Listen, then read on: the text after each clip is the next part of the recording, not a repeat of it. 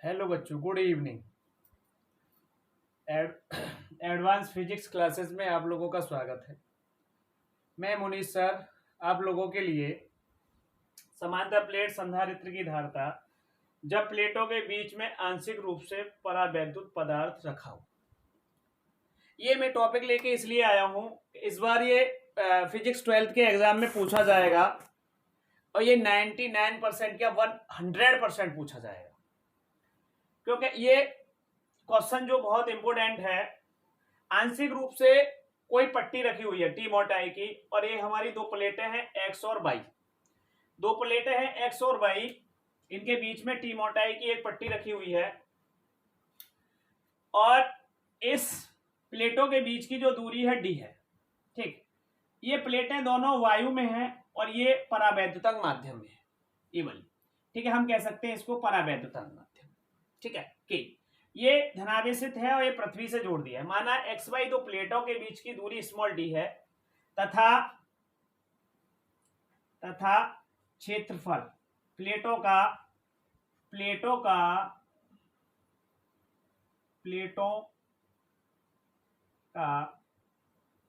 क्षेत्रफल capital A है। तब वायु में वैद्युत क्षेत्र की तीव्रता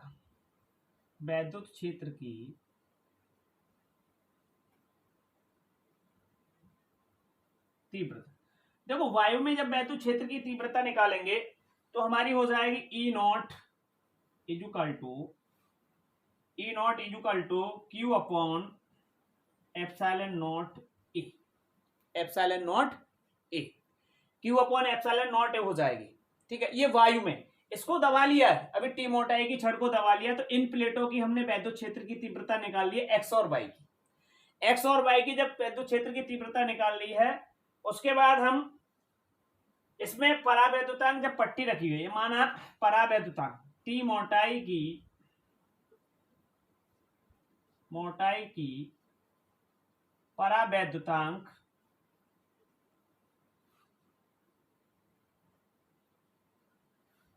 माध्यम में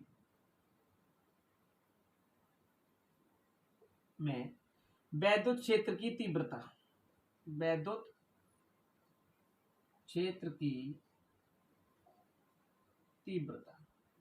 देखो, वैद्युत क्षेत्र की जब तीव्रता निकल के आएगी ई बराबर क्यू अपॉन एप्सिलॉन नॉट ए इंटू के। एप्सिलॉन नॉट ए इंटू के निकल के आएगी। ठीक है, तो यहां से यदि मान लिया कि हमने ये तो इस टी मोटाई की निकाल ली, हमने वैद्युत क्षेत्र की तीव्रता निकाल ली ई बराबर क्यू अपॉन एप्सिलॉन नॉट ए और के हमारा परावैद्युतांक है। यहाँ पे के क्या है? परावैद्युतांक है। देखो, इससे नेक्स्ट अगर निकालेंगे तो देखो, जब ये प्लेटें आवेशित होंगी तो प्लेटों के सिरे पर विभवांतर उत्पन्न होगा, यानी इलेक्ट्रिक पोटेंशियल उत्पन्न होगा। तो इलेक्ट्रिक पोटेंशियल हमारा इन प्लेटों के लिए क्या होगा और इन प्लेटों के लिए क्या होगा। इस प्लेट की टी मोटाई की कोई पट्टी रखी हुई है, तो ये वाली जब डिस्टेंस हमारी क्या हो जाएगी डी माइनस का टी, यानी टी मोटाई की जब कोई प्लेट या पट्टी रखी हुई है तब हमारा जो मान हो जाएगा डी माइनस का टी। तो देखो, आगे हम इसको निकालेंगे, ये मोस्ट इंपोर्टेंट है। ये इससे पहले मैं समांतर प्लेट संधारित्र की धारता करा चुका हूं। इसके बाद ये मोस्ट इंपोर्टेंट टॉपिक है हमारा फिजिक्स 12th का और चैप्टर नंबर 4 का। ठीक है, अब जो है मैं ऐसे ही और वीडियो लेके आऊंगा। अगर हमारा चैनल है एडवांस फिजिक्स क्लासेस 1899, ठीक है, वाई मुनीश सर, और इसमें जो है मैं फिजिक्स 12th के और पॉलिटेक्निक के और 11th के फिजिक्स के कुछ इंपोर्टेंट क्वेश्चन डाल रहा हूं। ठीक है, तो हमारा वीडियो अगर अच्छा लगे तो आप इसको सब्सक्राइब करें और लाइक करें और शेयर करें और कमेंट करें। आप कमेंट करके मुझे कोई भी टॉपिक आप पूछ सकते हो, या नेक्स्ट वीडियो में आपको मैं बता सकता हूं। आप अगर कमेंट करेंगे तो उसका मैं नेक्स्ट वीडियो में आपको वो टॉपिक की वीडियो बना सकता हूं। ठीक है, तो यहां से यदि प्लेटों के बीच की दूरी d-t है, यदि प्लेटों के बीच विभवांतर भी है, यदि प्लेटों के बीच विभव भी है, वैद्युत विभव भी है, ऐसे लिख लो, वैद्युत विभव भी है, तब आप लोगों ने एक फॉर्मूला पढ़ा है E बराबर V/D। E बराबर V/D, ये हमारा फॉर्मूला होता है। V जो होता है वो इलेक्ट्रिक पोटेंशियल होता है, ठीक है, वैद्युत विभव होता है। D जो होती है वो प्लेटों के बीच की दूरी होती है, और E जो होती है वैद्युत क्षेत्र की तीव्रता होती है। तो हमारी दो प्लेट हैं, देखो, एक तो यह है T मोटाई की एक पट्टी रखी हुई है, इसके लिए इलेक्ट्रिक फील्ड का मान अलग है, इसके लिए इलेक्ट्रिक फील्ड का मान अलग है, यानी इंटेंसिटी ऑफ इलेक्ट्रिक फील्ड। ठीक है, तो देखो यहां से अगर हम निकालेंगे तो V बराबर हो जाएगा E0 D माइनस का T। ये किसके लिए? XY प्लेट के लिए, ये XY प्लेट के लिए है ये वाला, ठीक है, प्लस इसके लिए T मोटाई के लिए, T मोटाई के लिए हो जाएगा ET। देखो E0 की वैल्यू हमने निकाली थी, V बराबर E0 की वैल्यू निकाली थी Q/ε0A D माइनस का T, और प्लस इसकी वैल्यू निकाली थी Q/ε0AK। ठीक है, इसके बाद देखो इसमें क्या कॉमन है, V बराबर Q/ε0A कॉमन है, तो ये हमारा D माइनस का T बचेगा और प्लस का T। देखो प्लस का ये बचेगा T/K। तो यहां से हम निकालेंगे वैद्युत विभव की परिभाषा से। देखो वैद्युत विभव की परिभाषा क्या होती है, वैद्युत धारिता की परिभाषा से, वैद्युत धारिता की परिभाषा से। देखो वैद्युत धारिता की परिभाषा क्या होती है, परिभाषा होती है C बराबर Q/V। C बराबर Q/V। देखो C बराबर Q/V होता है, तो आगे हम निकाल सकते हैं इसमें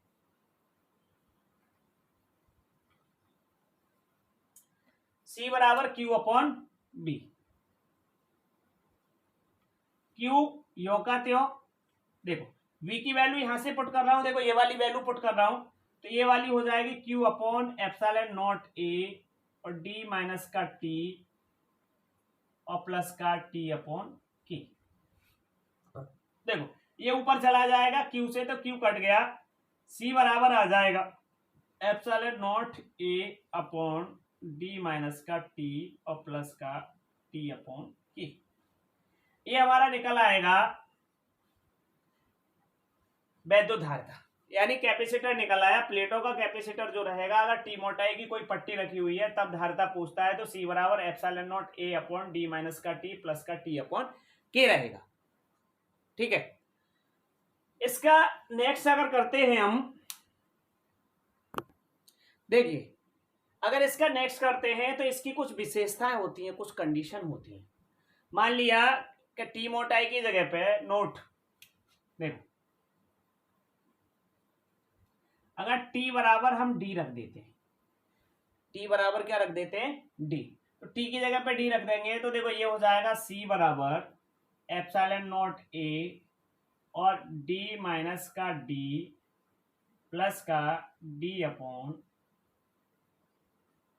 देखो इससे ये कट रहा है, तो C बराबर आ जाएगा ε0AK/D, ये रहेगा। अगर पूरे में हम T बराबर D रख देते हैं, T बराबर क्या रख देते हैं, D, तो उस कंडीशन में हो जाएगा। अगर दूसरा, ये फर्स्ट है, इसका सेकंड वाला आता है,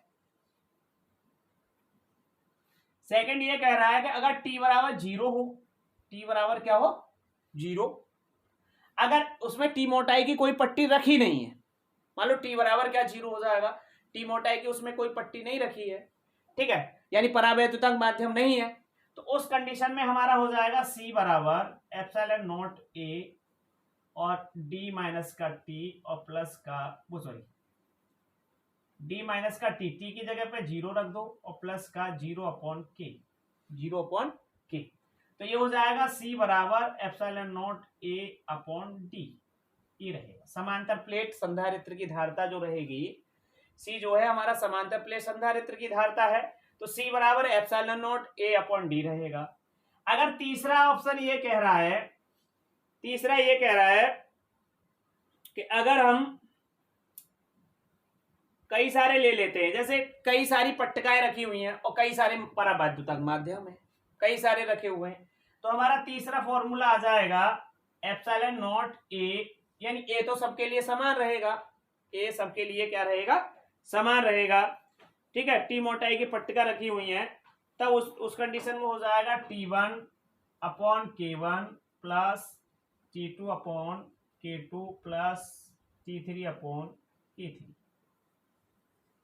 ये हो जाएगा।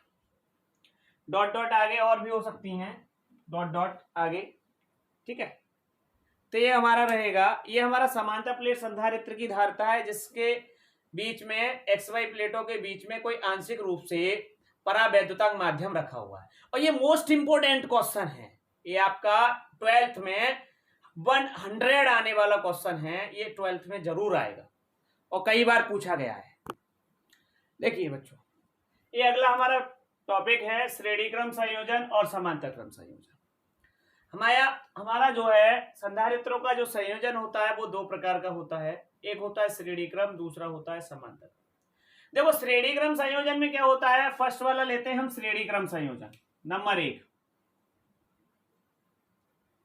श्रेणी क्रम संयोजन। देखो श्रेणी क्रम संयोजन क्या होता है कि इसमें हमारे कैपेसिटर लगे हुए हैं,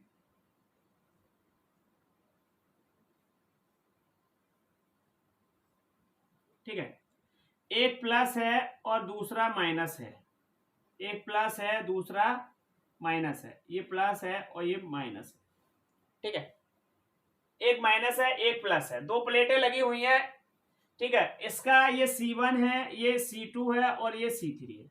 अगर मान लिया जाए ये हमारा B1 है और ये हमारा B2 है विभव, और ये हमारा V3 है, ठीक है, इसके बाद इसको एक बैटरी से जोड़ दिया गया है,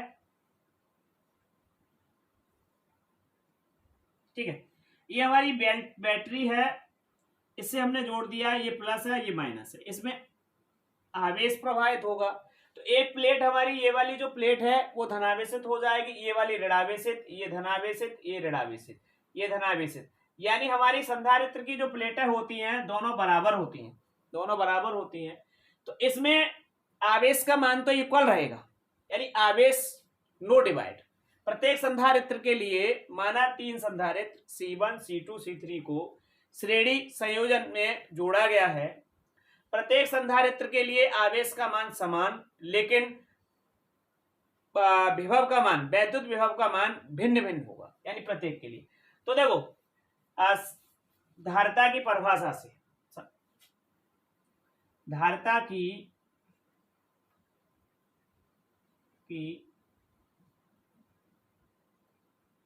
परिभाषा से देखो, धारिता की परिभाषा क्या रहती है, ये रहती है C बराबर Q अपॉन V।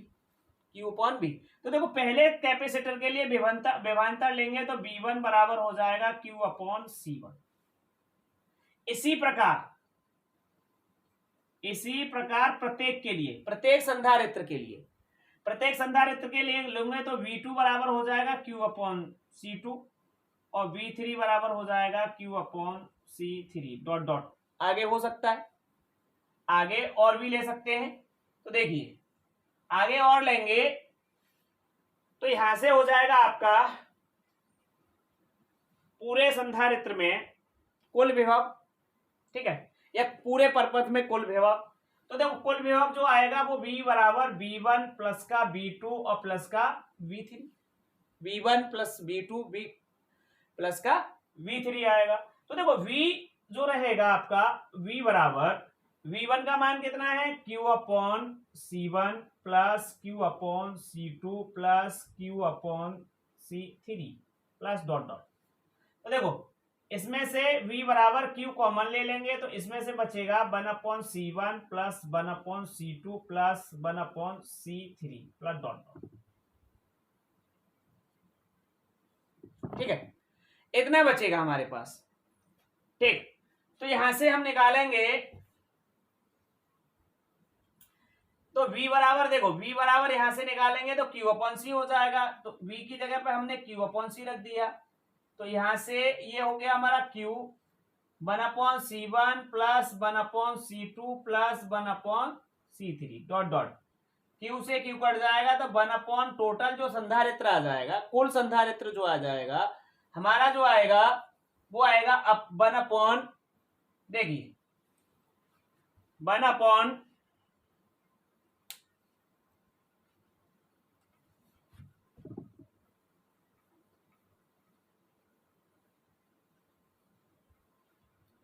टोटल संधारित्र आ जाएगा 1 अपॉन C बराबर टोटल धारता, कुल धारता, परपथ की कुल, परपथ की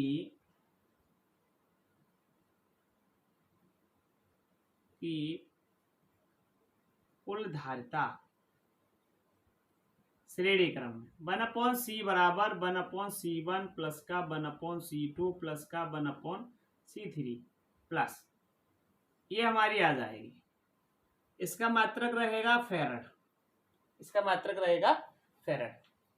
बच्चों अगर हमारी ये वीडियो पसंद आए तो सब्सक्राइब करें, लाइक करें और ऐसी वीडियो देखने के लिए कमेंट करें। ठीक है, धन्यवाद।